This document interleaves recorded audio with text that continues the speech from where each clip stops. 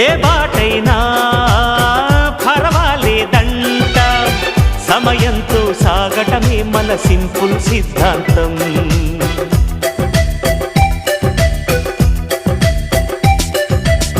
చిరుగాలికి పరిమళమిచ్చే సిరిమల్లెల వనమై ఉందాం, గగనాన్ని నేలను కలిపే హరివిల్లుల బంతెన అవుదాం.